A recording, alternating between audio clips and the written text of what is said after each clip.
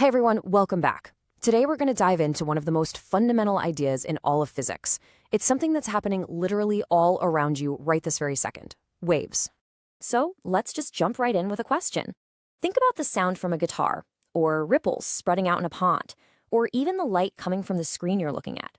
I mean, they seem completely different, don't they? Well, believe it or not, they're all connected by the same fascinating physics of waves. So what in the world is a wave? Well, at its very core is just a disturbance, a little wiggle, a vibration. But here's the really crucial part. And if you remember one thing today, make it this. A wave moves energy from one place to another, but it doesn't actually carry the stuff it's traveling through along for the ride. This seagull is the perfect example to show what I mean. See how as the ocean wave passes underneath it, the bird just bobs up and down? It doesn't get swept all the way to the shore with the wave. That's because the energy of the wave is what's moving forward, while the water particles and our little seagull friend, they just kind of oscillate right there in the same spot.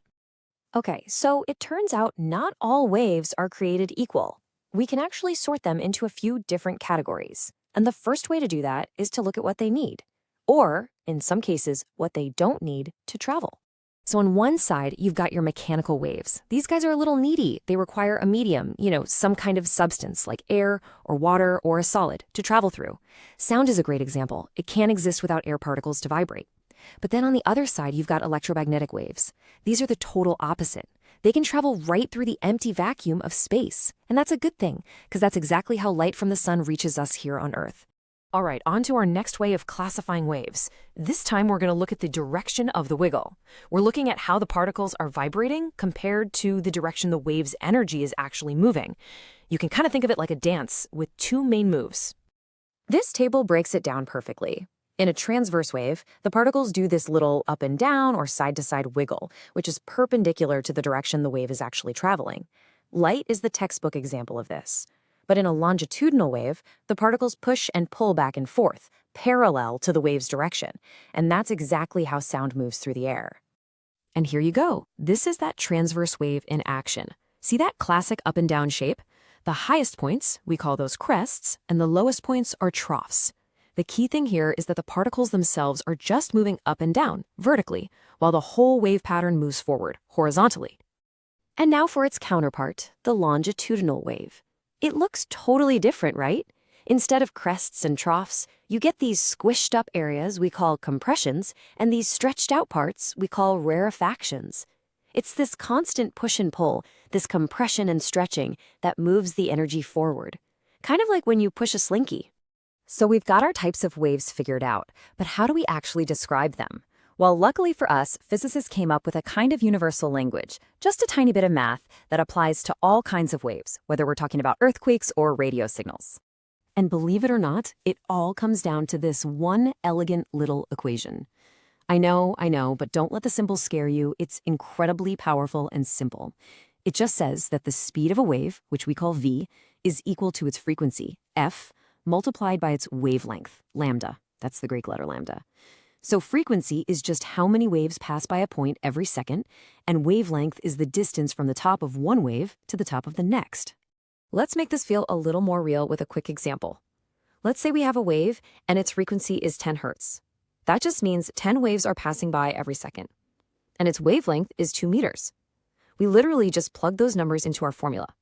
So 10 times 2 gives us a wave speed of 20 meters per second.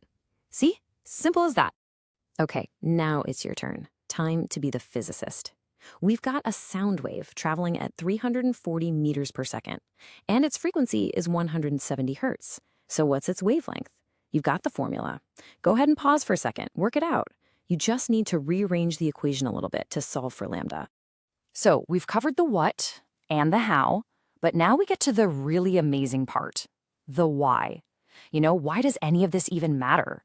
Well, it matters because waves are absolutely fundamentally essential to our technology, our biology, and even our entire understanding of the universe. Seriously, just think about it. Waves are everywhere in our lives, from the sound waves that let us talk to each other to the light waves our eyes are built to detect. We use radio waves for broadcasting music and information all over the world. In medicine, X-rays and ultrasound give us these incredible images from inside the human body. Even giant earthquake waves are useful. They help geologists figure out the deep structure of our planet. It is all built on waves. And what's really, really cool is how different types of waves can work together. So when you pluck a guitar string, it starts vibrating, right?